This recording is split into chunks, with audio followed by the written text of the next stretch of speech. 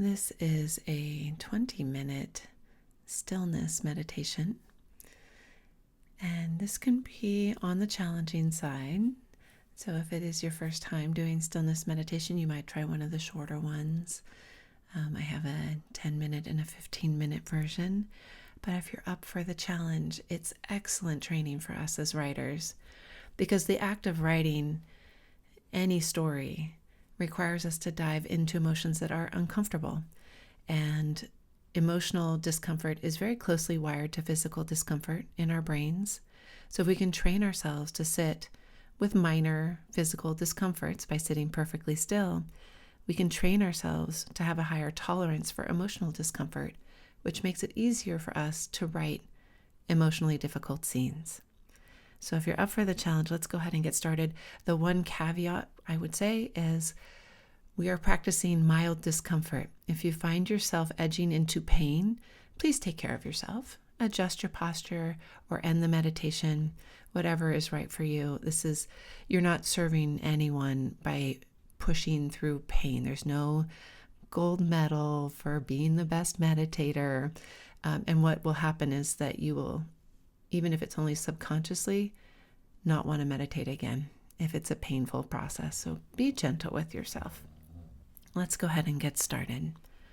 Coming into a seated position where you can be upright and alert but still relaxed. Noticing yourself in this space wherever you are. The feet on the floor, bottom on the cushion. Notice where the hands have landed. Taking a nice deep breath to let our awareness fall into the sensations of breathing. As writers, our minds can wander all over time and space, but our bodies are always here and now. So checking in with physical sensations of the body is a great way to bring our minds into the present moment. And once you've taken that deep breath, or maybe one or two more, letting go of any control around the breathing and just letting it find its natural rhythm. Seeing if you can notice the sensations even as they get more subtle. Can you still notice the rise and fall of the chest? The movement of air through the nose or over the lips.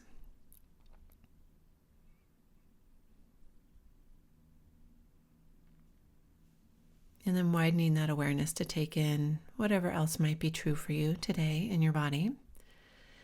Doing your best to avoid judgment. Instead, taking the stance of curious observer. So whatever you find when you check in with the body, just noticing that. Getting curious, exploring it.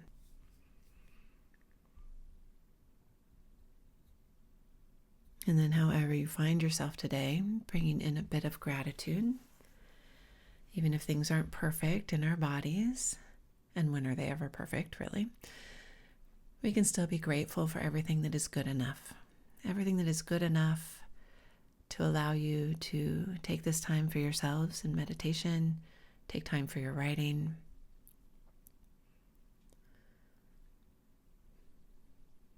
Just the act of sitting here and taking a few deep breaths requires countless coordinations inside your body, from neurons and tendons and I don't even know what, but a lot of things have to go right just for you to take a breath.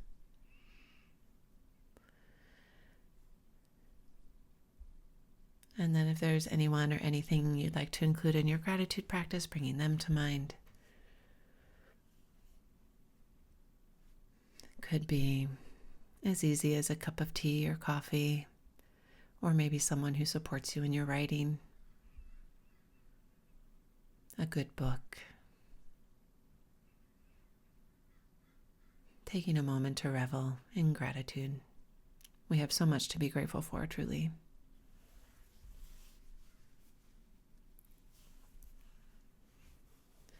And then we'll let go of the gratitude practice and we will prepare ourselves for sitting in stillness. So if you need to make any final adjustments to your posture, please do so. And then we will set our intentions to not move. Now, unless you are a very advanced meditator, I would suggest that you don't resist things like swallowing, Don't resist the movement of the rib cage as you breathe. Those are just natural things that are going to happen. Instead, focus on resisting the urge to scratch an itch or adjust your posture or take a sip of that tea before it gets cold. Instead, the goal here is to simply notice the impulse to move and resist it as long as possible. So if you notice an itch, it might feel terribly important that you scratch it, like you might die of an itchy nose, but you won't. See if you can sit with it. Take a breath and see if the itch gets worse or less or stays the same. Curiosity is really the key here. And as always, if you really do need to move, then please do. What we're attempting to do here is stretch our comfort zone. And we do that gently, piece by piece, observation by observation.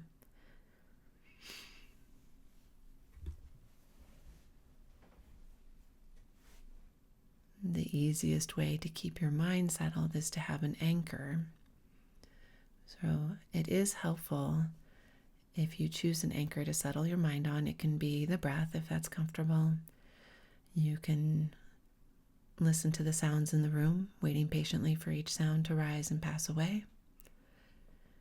You might even light a candle before the meditation, something you can watch as your anchor. And when the mind wanders, because it will, you notice it wander, you come back to the anchor and begin again. And this is an interesting practice when coupled with stillness, because what you might find when you notice discomfort and you don't immediately shift to alleviate it, your brain will step in to try to protect you. It will throw thoughts at you, memories, planning, who knows what. So often when you notice you've gotten caught up in a thought, you might realize that the last time you were aware of your stillness was a moment of discomfort. Just notice that. It's kind of amazing how the brain works to take care of us. So sitting with your anchor, with the intention not to move, and coming back to the anchor over and over again.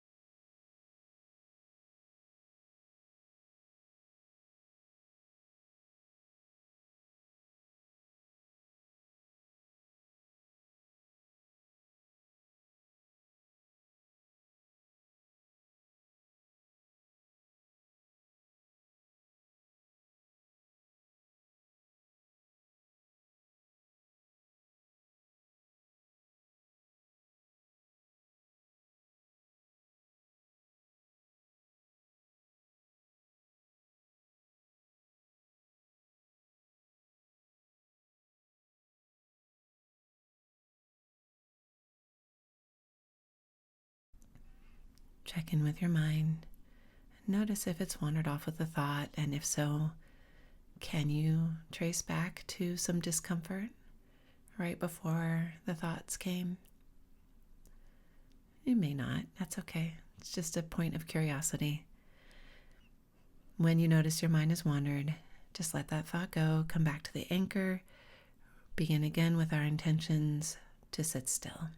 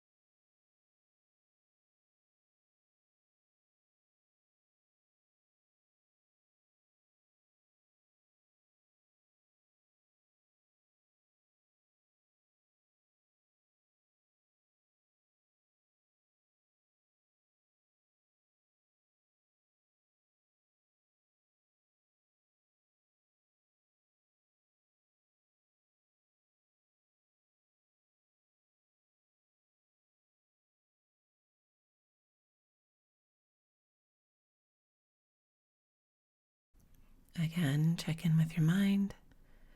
Notice if it's wandered off. Come back to the anchor, start again.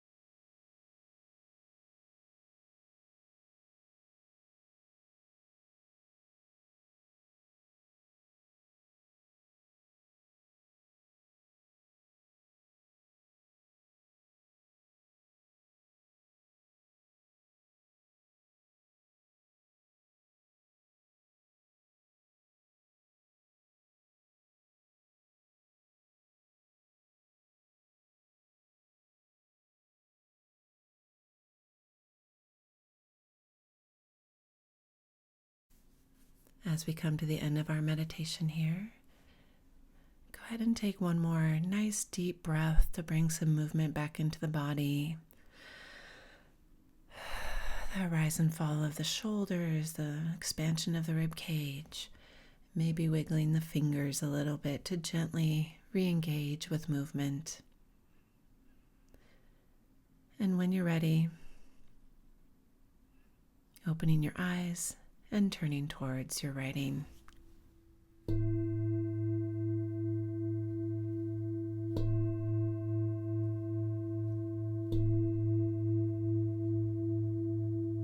Happy writing, my friends. I'll see you next time.